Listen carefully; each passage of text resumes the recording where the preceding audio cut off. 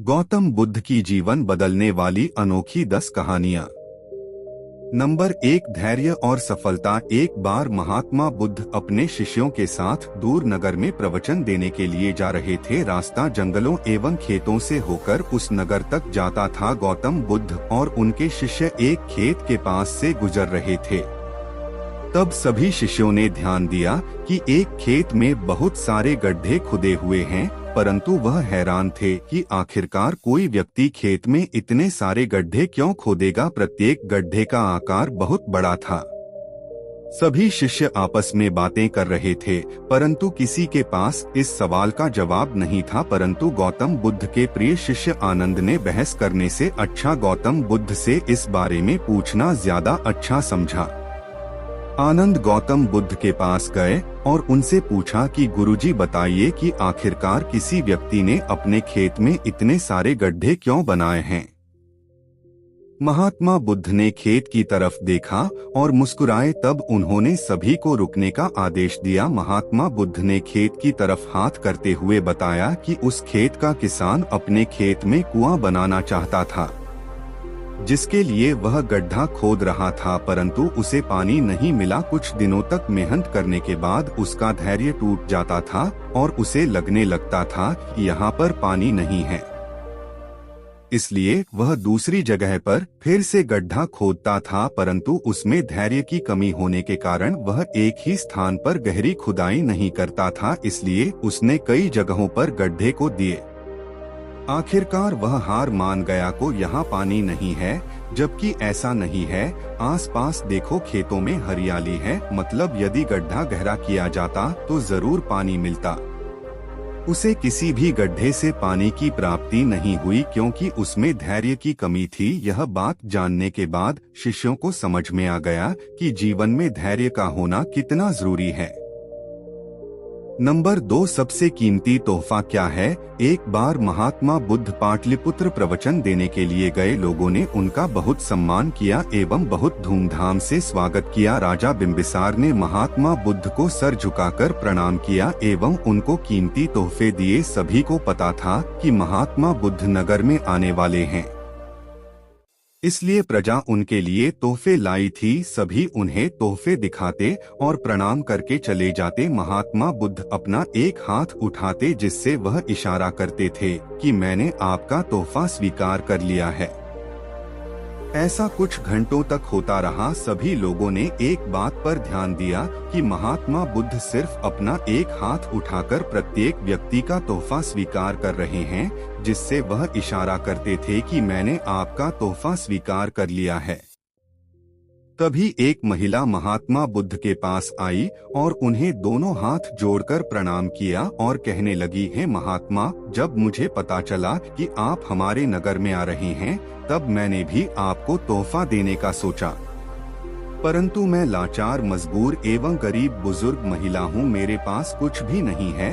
आपके आने की खबर मिलने पर मेरे पास सिर्फ यह आधा खाया हुआ सेब ही था, जिसे मैं खा रही थी। मेरे लिए सबसे कीमती यही था, इसलिए मैं आपके लिए यह ले आई। यदि आप मेरे इस तोहफे से परहेज न करें तो कृपया मेरा यह छोटा सा तोहफा कबूल कर लें, जो कि आधा खाया हुआ सेब है। तब महात्मा बुद्ध कुर्सी से उठे और उन्होंने महिला का आधा खाया हुआ सेब दोनों हाथों से स्वीकार किया। यह देख सभी लोग हैरान हो गए कि हमने महंगे महंगे तोहफे दिए, परंतु महात्मा ने तोहफा दोनों हाथों से नहीं लिया। पर महिला के साथ इतनी हमदर्दी क्यों? महात्मा बुद्ध ने महिला को प्रणाम भी किया। यह बात राजा बिंबिसार को अच्छी नहीं लगी। उसने महात्मा बुद्ध से इस विषय में पूछा। तब महात्मा बुद्ध ने बताया कि तुम लोगों ने मुझे जो भी तोहफे दिए हैं वह तुम्हारे धन का 10वां हिस्सा भी नहीं है, क्योंकि तुम लोग दोबारा कमा सकते हो एवं तुम में से ज्यादातर व्यक्ति धनी है। परंतु यह बुजुर्ग महिला जो लाचार है, वह अपनी भूख को मिटाने के लिए यह सेब खा रही थी, परंतु उसने मुझे तोहफा देने के लिए अपनी भूख पर नियंत्रण किया एवं अपने मुंह का भोजन मुझे देने का फैसला किया। इससे बड़ा तोहफा कुछ भी नहीं हो सकता है, इसलिए मैंने इस महिला का तोहफा दोनों हाथों से स्वीकार किया है। नंबर 3, गौतम बुद्ध का अपमान। गौतम बुद्ध कौशाम्बी नगर में कुछ समय से रुके हुए थे। यह बात उस नगर की महारानी को पसंद नहीं थी, क्योंकि वह जानती थी कि गौतम बुद्ध पहले एक राजकुमार थे और राजकुमार को भिक्षु बना देख महारानी को अच्छा नहीं लगता था।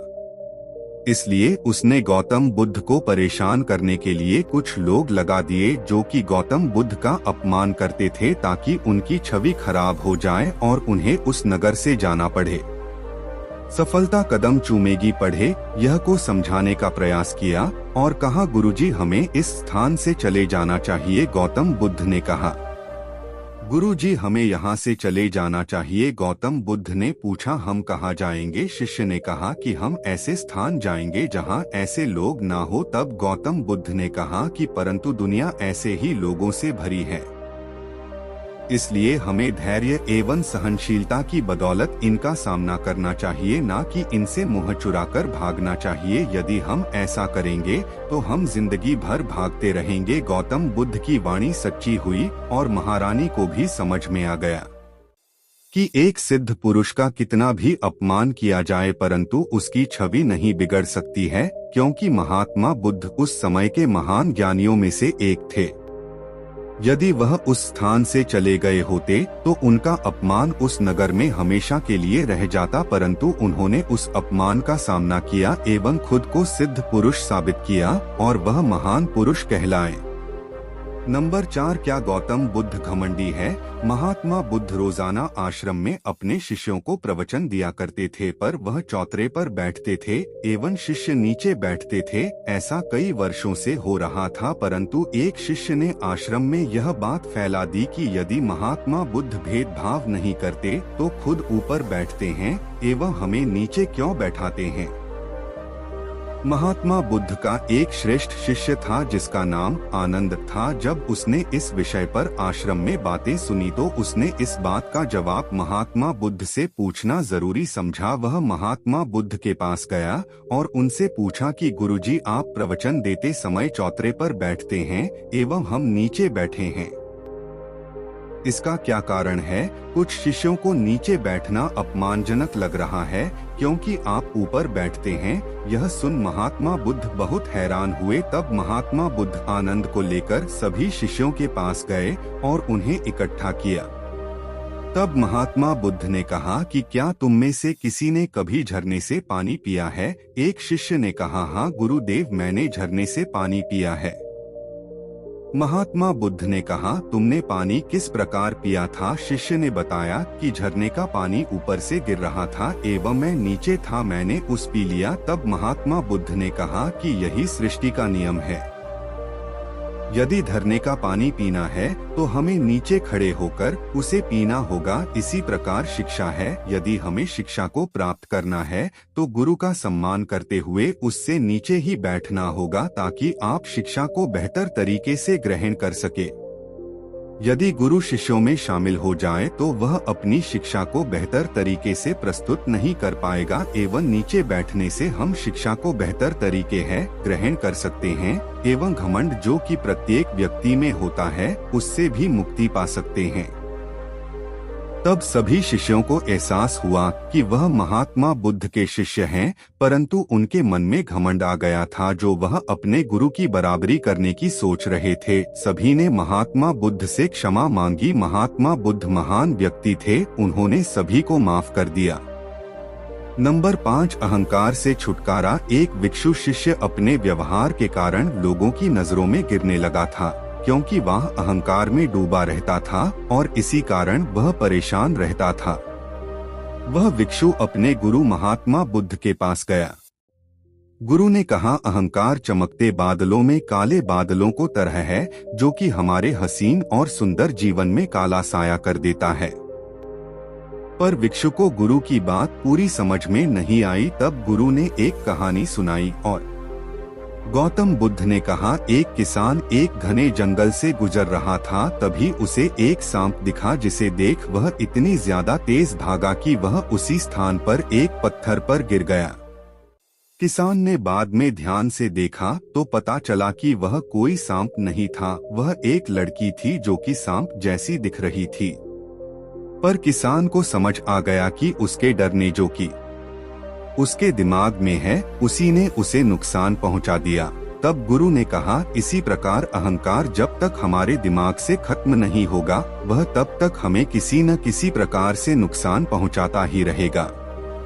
इसलिए एक अच्छा व्यक्ति बनने के लिए अहंकार का खत्म होना बहुत जरूरी है, अर्थात वह हमारे जीवन में कई कष्टों को बुलाने का आमंत्रण हो सकता है। नंबर 6, असफलता का भय। एक बहुत ज्ञानी भिक्षु सभी को ज्ञान की बातें बताते थे। एक बार उन्हें एक नौजवान लड़का मिला। उसने कहा, महात्मा, मैं कामयाब होना चाहता हूँ पर असफलता का भय मुझे जीने नहीं देता। भिक्षु ने कहा, ठीक है, मैं जवाब दूंगा पर तुम्हें मेरे साथ कहीं चलना पड़ेगा। लड़का मान गया। भिक्षु लड़के को एक गुफा के पास ले गए और अंदर जाके गुफा दिखाने लगे। थोड़ी देर बाद भिक्षु चुपके से गुफा के बाहर आ गए और बाहर से पत्थर लगा के गुफा बंद कर दी। लड़के ने महसूस किया कि भिक्षु गुफा में नहीं है, इसलिए वह घबरा गया और दरवाजे की तरफ भागा पर गुफा का मुंह बंद हो चुका था।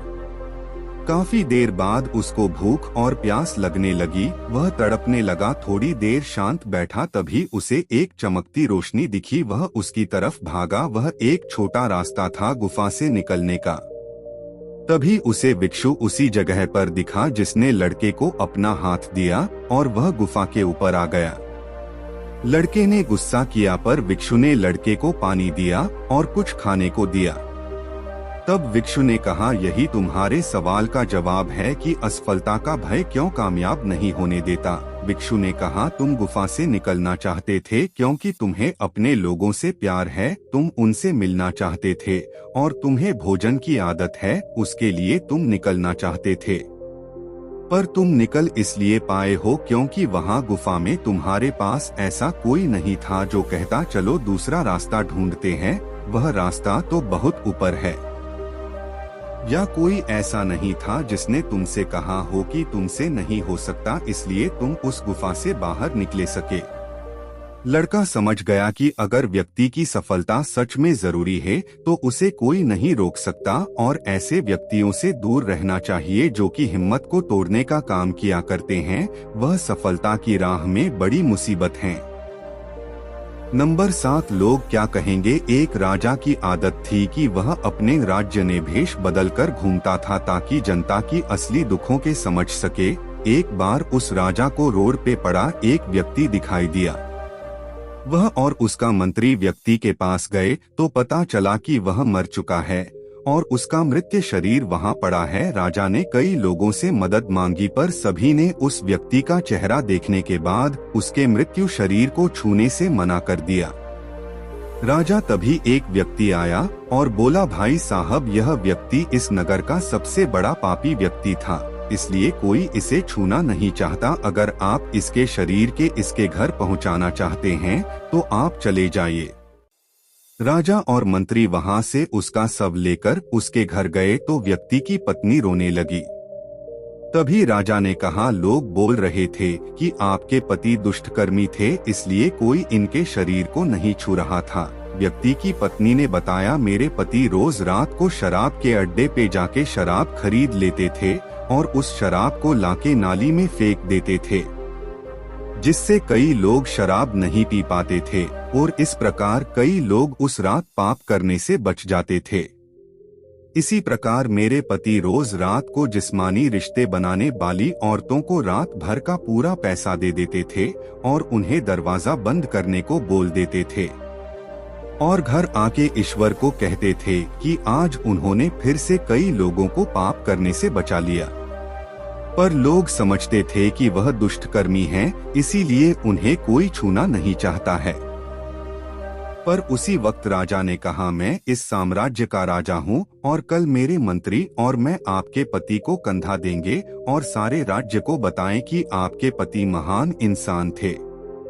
नंबर 8, कर्म का फल। परेशान हो चुकी थी।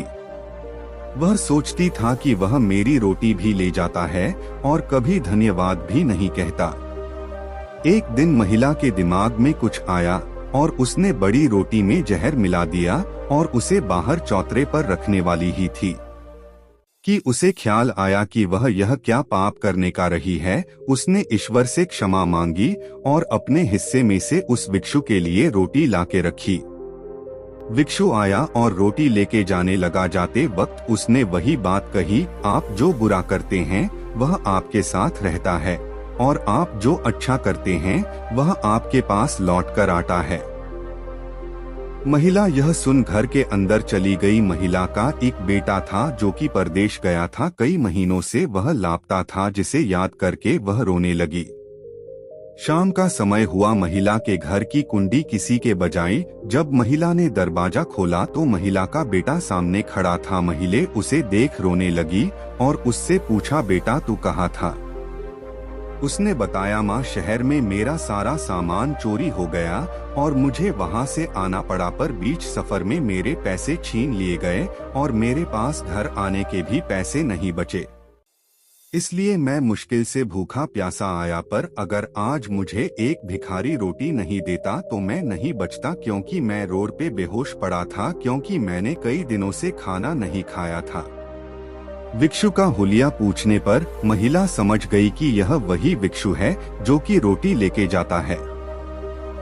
महिला यह सोच के रोने लगती है कि यदि वह भिक्षु को आज जहर वाली रोटी दे देती तो वह अपने बेटे को कभी नहीं देख पाती, क्योंकि वह भिक्षु वही रोटी उसके बेटे को दे देता है। नंबर 9, शरीर का आलस। एक बार महात्मा बुद्ध और उनके शिष्य एक गांव में प्रवचन के लिए जा रहे थे। तभी बीच रास्ते में एक शिष्य ने कहा कि भगवान, हम बहुत ज्यादा थक गए हैं, क्या हम सभी किसी स्थान पर रुककर विश्राम कर सकते हैं? गौतम बुद्ध ने कहा, ठीक है। तभी उन्हें पास के खेत में काम करता एक किसान दिखाई दिया, जिसके पास महात्मा बुद्ध गए और उसके बाग में विश्राम करने की अनुमति मांगी। किसान ने गौतम बुद्ध को पहचान लिया और प्रणाम करते हुए कहा कि यह तो मेरा भाग्य है कि आप हमारे यहाँ पधारे। महात्मा बुद्ध के कई बार मना करने पर भी किसान नहीं माना और महात्मा बुद्ध और शिष्यों के लिए कई प्रकार के फल और जलपान की व्यवस्था करी। किसान अपना खेत जोतने दोबारा चला गया। महात्मा बुद्ध और उनके शिष्य किसान और उसके पोते को देख रहे थे, जो कि खेत को जोतने में व्यस्त है। परंतु किसान का पोता थक गया और वह आराम करने पेड़ की छाया के नीचे चला गया, परंतु उसकी आंख लग गई और वह सो गया। जब वह सोकर उठा तब तक किसान सारा खेत जोत चुका था। यह देख एक शिष्य ने गौतम बुद्ध से पूछा, भगवान, वह किसान काफी ज्यादा बूढ़ा है, फिर भी उसने सारा खेत अकेले जोत दिया। वह थका नहीं, परंतु इसका पोता थोड़ी सी मेहनत करने में ही थक गया। शिष्य ने कहा, भगवान, किसान की ऊर्जा का राज क्या है? गौतम बुद्ध ने जवाब देते हुए कहा कि किसान के पोते के मन में आराम करने का ख्याल चल रहा था, इसलिए वह खेत को जोत नहीं पाया, परंतु किसान के मन में सिर्फ खेत जोतने का ख्याल था, इसलिए उसको अपनी थकान महसूस ही नहीं हुई। इसलिए उसने सारा खेत अकेले ही जोत दिया, क्योंकि उसको सिर्फ किसी भी प्रकार से खेत जोतना था, जिसके लिए वह अपना सुख भूल गया। गौतम बुद्ध ने कहा, यदि कोई व्यक्ति अपने मकसद को पूरी जान लगाकर पाने का प्रयास करता है और अपने मकसद से प्रेम करता है, ऐसे व्यक्ति को आलस कभी कामयाब होने से नहीं रोक सकता।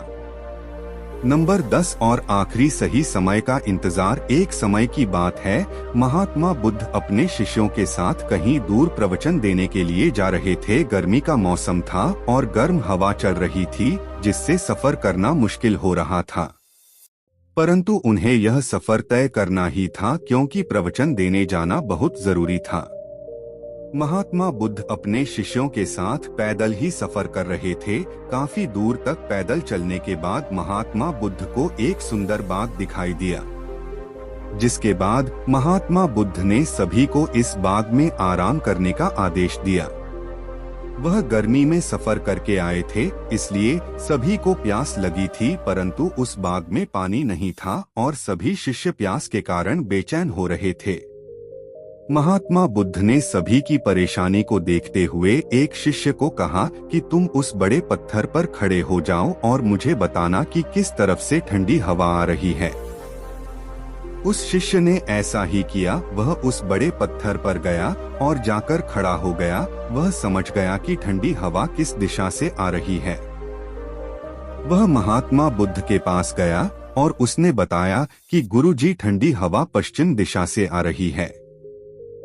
महात्मा बुद्ध ने उसको आदेश दिया कि जरूर उस दिशा में थोड़ी दूरी पर या तो कोई नहर है या फिर तालाब है, तुम वहां जाकर सभी के लिए पानी लेकर आओ। वह होनहार विद्यार्थियों में से एक था और चालाक भी था, इसलिए महात्मा बुद्ध ने उसी को चुना।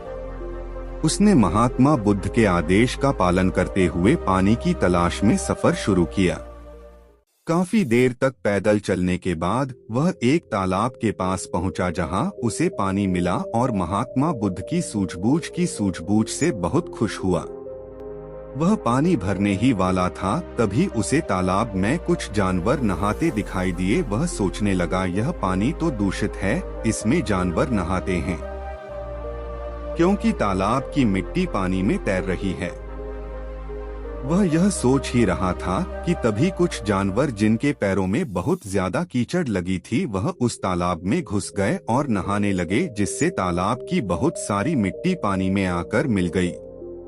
अब वह पानी किसी भी प्रकार से पीने लायक नहीं बचा था। उस शिष्य को जानवरों पर बहुत क्रोध आया और वह क्रोधित मन लिए वहां से चला गया और महात्मा बुद्ध के पास पहुंचा। उसने महात्मा बुद्ध से जानवरों की शिकायत करते हुए कहा कि गुरुजी, वह पानी पीने लायक नहीं है, क्योंकि उसमें बहुत सारे जानवर नहाते हैं और जिस कारण उस पानी में मिट्टी के बहुत सारे कण हैं, इसलिए वह पीने लायक नहीं है। यह सुनते ही सारे शिष्य प्यास से और भी ज्यादा व्याकुल होने लगे। उन्होंने महात्मा बुद्ध से कहना शुरू किया कि यदि गुरुजी हम यहाँ पर और रुके तो हमारी मृत्यु अवश्य हो जाएगी, इसलिए हमें चलते रहना चाहिए। समस्या होगी, परंतु क्या पता हमें आगे जल मिल जाए। महात्मा बुद्ध ने सभी को शांत करते हुए कहा कि तुम बैठ जाओ, पानी उसी तालाब से आएगा और स्वच्छ पानी आएगा। बस तुम मेरे आदेश का पालन करो और थोड़ी देर तक इंतजार करो जब तक मैं कोई आदेश ना दूं। कुछ देर हुई। महात्मा बुद्ध ने उस शिष्य के साथ एक और शिष्य को भेजा और कहा, अब जाओ, वह पानी स्वच्छ है, अब तुम पानी लेकर आओ। वह दोनों थे कि ऐसा कैसे हो सकता है। वह उस तालाब पर पहुँचे। वह महात्मा बुद्ध की बोली बातों को याद करने लगे, क्योंकि पानी सच में साफ हो चुका था। उस तालाब में कोई भी जानवर नहीं नहा रहा था और मिट्टी के सभी कारण तालाब की सतह पर बैठ चुके थे, जिस कारण स्वच्छ पानी ऊपर नजर आ रहा था, जिसे दोनों शिष्यों ने भर लिया और आकर सभी को पिलाया। जिसके बाद उन्होंने महात्मा बुद्ध से पूछा कि ऐसा कैसे हो सकता है कि वह पानी स्वच्छ हो गया, वह दूषित पानी था। महात्मा बुद्ध ने शिष्यों को उपदेश देते हुए कहा कि वह पानी दूषित नहीं था। ईश्वर ने प्रत्येक जाति के प्राणी के लिए सामान्य पानी बनाया है, जिसे सब उपयोग करते हैं, परंतु हमें अपनी बारी का इंतजार करना चाहिए। वह जानवर उस स्थान से नहा के चले गए, जिसके बाद मिट्टी के कण तालाब में बैठ गया और वह पानी स्वच्छ हो गया और तुम उसे भर लाए। यदि हम इंतजार न करते और सफर पर दोबारा निकल जाते तो इससे बीच रास्ते में ही प्यास के कारण हमें बड़ी समस्या हो सकती थी, जिसका हमारे पास कोई निवारण नहीं होता। इसलिए सही समय का इंतजार करना एक बेहतर मनुष्य की पहचान है। महात्मा बुद्ध ने सभी शिष्यों को कहा कि मुश्किल वक्त में भी हमें कभी मानसिक नियंत्रण नहीं खोना चाहिए। सोच समझकर फैसले लेने चाहिए, वरना हमें इसका नुकसान बहुत बड़ा देखने को मिल सकता है, जिसका शायद हमारे पास निवारण भी ना हो। सभी शिष्य समझ गए कि महात्मा बुद्ध उन्हें क्या बताना चाहते हैं। महात्मा बुद्ध ने सही समय का इंतजार करना सिखा रहे थे, जिसमें वह सफल रहे और शिष्यों को इस प्रकार जीवन की एक अहम सीख सीखने को मिली। आपको इस कहानी से क्या सीखने को मिला, कमेंट में जरूर बताएं। तब तक के लिए सभी भाइयों को नमो बुद्धाय।